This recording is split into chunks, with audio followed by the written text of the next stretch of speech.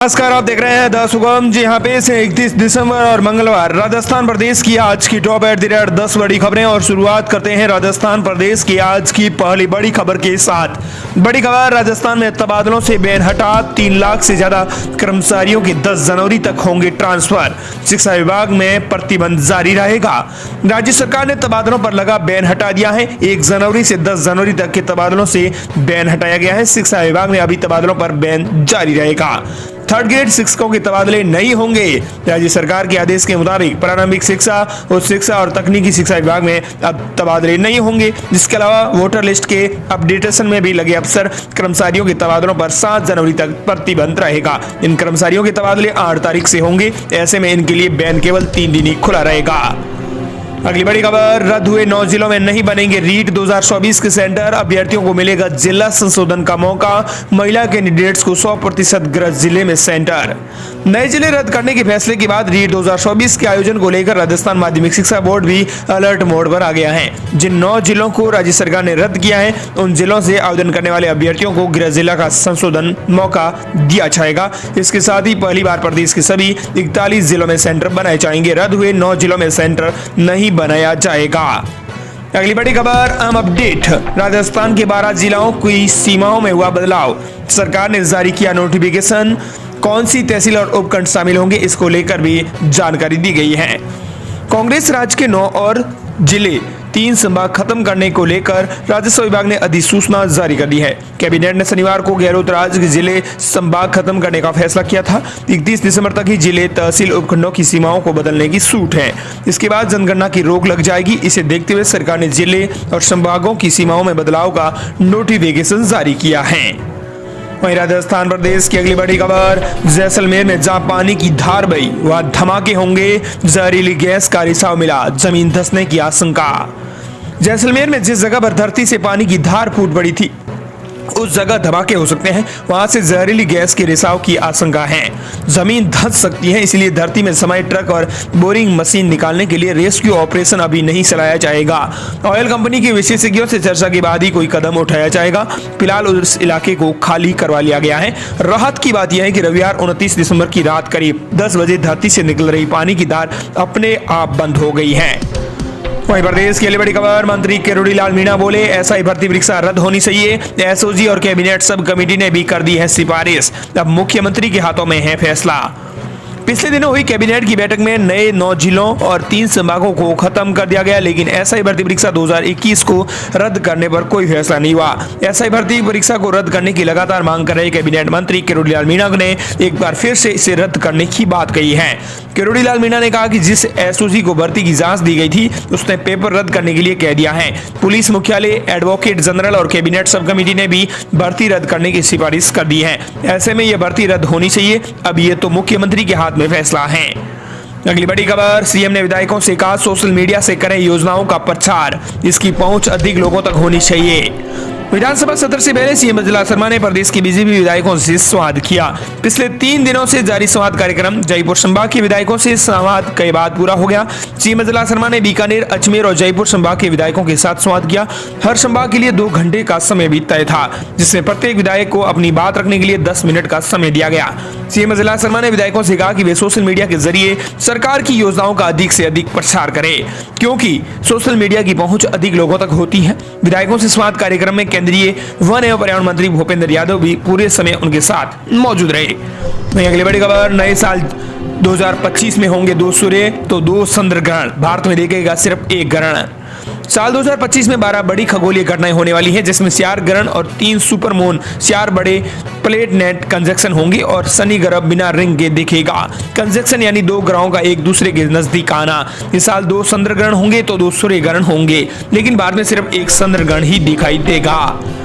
अगली बड़ी खबर, हम अपडेट, जिले खत्म करने पर आक्रोश। नीम का थाना में बाजार हुए बंद। सांसौर में कांग्रेस नेता ने दी आत्मदाह की चेतावनी।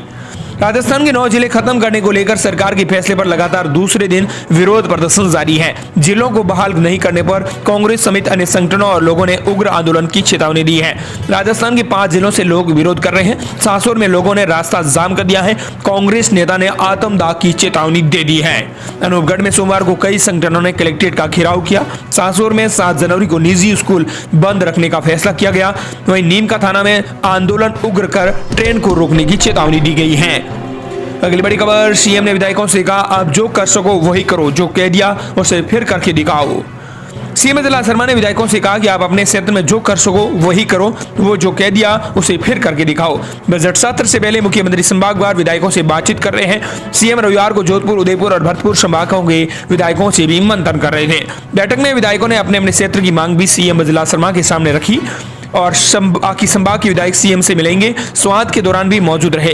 पोकरण विधायक महंत प्रतापपुरी ने सीएम से पश्चिमी राजस्थान के लिए योजनाओं में विशेष रियासत देने की मांग की है। उन्होंने कहा कि जब भी योजनाएं बनती हैं तो पूरे प्रदेश के लिए एक समान नियम रखे जाते हैं, जिससे पश्चिमी राजस्थान इन योजनाओं से अछूता रह जाता है। अगली बड़ी खबर, बिजली बिल शून्य करने की स्कीम। बता दें कि उपभोक्ताओं को अब 33 मेगावाट के रूफटॉप सोलर सिस्टम लगवाकर फायदा भी ले रहे हैं। मुफ्त बिजली योजना का उठाए लाभ, अपनी छत पर सोलर प्लांट लगवाएं। दरअसल जोधपुर डिस्कॉम ने पीएम सूर्यघर योजना के तहत 66,344 आवेदन लिए हैं। अभी लगने पर अनुमानित 270 MW बिजली उत्पादन होगा। किसी भी आम परिवार के लिए हर महीने आने वाला बिजली बिल घर का बजट बिगाड़ देता है, लेकिन केंद्र सरकार की ये योजना ऐसी है जिससे वो बिजली बिल शून्य कर सकता है। ये संभव हो रहा है प्रधानमंत्री सूर्यघर मुफ्त बिजली योजना की बदौलत। अकेले जोधपुर डिस्कॉम क्षेत्राधिकार की तकरीबन 2000 से ज्यादा उपभोक्ताओं ने तो अपने घरों की छतों पर सोलर सिस्टम लगवाकर बिल को तो शून्य कर लिया है। साथ ही साथ इसे लगवाकर सरकार से मिलने वाली अधिकतम 78,000 रुपए की सब्सिडी का भी लाभ उठा रहे हैं। अगली बड़ी खबर, किसान सम्मान निधि योजना को लेकर है। अगली किस्त होगी जारी। दरअसल जारी हो सकती है किसान सम्मान निधि योजना की 19वीं किस्त। देश के ये किसान इस योजना का लाभ लेंगे। देश की आबादी का 50% से ज्यादा हिस्सा खेती और किसी के जरिए अपना जीवन जीता है, लेकिन इनमें से कई किसान ऐसे हैं जो खेती के जरिए ज्यादा कमाई नहीं कर पाते हैं। ऐसे में किसान सम्मान निधि योजना उनके लिए भगवान बनकर सामने आती है। किसानों के खाते में सरकार अब डायरेक्ट बेनिफिट के तौर पर ये पैसा भेजती है। बता दें कि सरकार की ओर से अक्टूबर के महीने में 18वीं किस्त भेजी गई थी, लेकिन अब 19वीं किस्त का इंतजार किसान बेसब्री से कर रहे हैं। सरकार हर 4 महीने के अंतराल के बीच किसानों को एक किस्त भेजती है। ऐसे में मीडिया रिपोर्ट्स के मुताबिक इस गणना के आधार पर बात करें तो फरवरी के महीने में 19वीं किस्त जारी होगी। अगली बड़ी खबर, अब नहीं मिलेगा फ्री गेहूं। राजस्थान के 2 जिलों में 6,500 राशन कार्ड हुए निरस्त। राष्ट्रीय खाद्य सुरक्षा मिशन में 5 किलो गेहूं निःशुल्क लेने के पात्र होने के बावजूद सरकारी योजना का लाभ नहीं ले रहे राशन कार्ड धारकों को छंटनी शुरू कर दी गई है। जिला रसद विभाग ने भीलवाड़ा और शाहपुरा जिले के करीब 6,500 राशन कार्ड को खाद्य सुरक्षा मिशन से बाहर कर दिया है। अगली बड़ी खबर, ऊंट पालकों के लिए अच्छी खबर। जिला सरकार ने प्रोत्साहन राशि की दोगुनी, अब मिलेंगे रुपए। रेगिस्तान का जहाज कहे जाने वाले ऊंटों की घटती संख्या के जिले में ही राज्य में भी चिंता का विषय बनी हुई है। यदि ऐसा ही रहा तो आने वाले समय में राजस्थान में ऊंट नजर नहीं आएंगे। राज्य सरकार ने घटती जनसंख्या को गंभीरता से लेते हुए उष्ट संरक्षण योजना के तहत टोनियों के जन्म अवसर पर प्रोत्साहन राशि को दोगुना कर दिया है।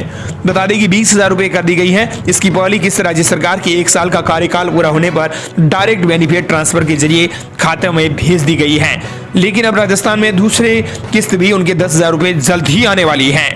अगली बड़ी खबर, राजस्थान सरकार की नई योजना, मोबाइल उठाओ और कॉल लगाकर दो सूचना, मिलेगा 10,000 रुपए का इनाम। भजनलाल सरकार की एक नई योजना सामने आई है। भजनलाल सरकार की ओर से एक ऐसी योजना शुरू की गई है जिसमें भागीदारी देकर संबंधित विभाग को सूचना देने वाले नागरिकों को 10,000 रुपए का इनाम मिलेगा।